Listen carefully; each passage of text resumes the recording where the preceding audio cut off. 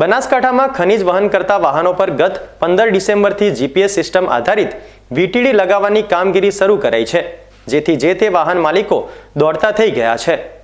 રાજ્યમાં ખનીજ ચોરી અટકાવવા રાજ્ય સરકારે ખનીજ વહન કરતા તમામ વાહનો પર અંકુશ લગાવવા વીટીડી લગાવવા પર ભાર મૂક્યો છે।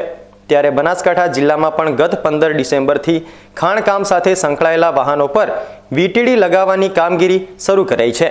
બનાસકાંઠા જિલ્લામાં વ્યાપક ખનીજ ચોરી થતી હોવાની બૂમરાડ મચી છે।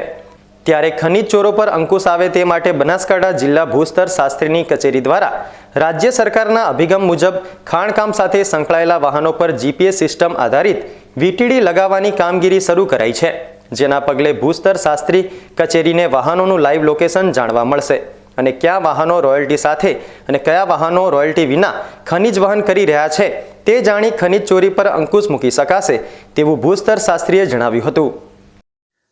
पूरे गुजरात राज्य में 15/12/2023 से रात को 12 बजे से वीटीएमएस पूरी तरह से चालू हो गया है, जिससे पूरे व्हीकल जो भी है आपके खनिज में इन्वॉल्व हैं उनकी लाइव लोकेशन हमारे पास रहेगी, जिससे हम ट्रैक कर सकते हैं कौन सा व्हीकल रॉयल्टी साथ कैरी कर रहा है, कौन सा विदाउट रॉयल्टी जा रहा है।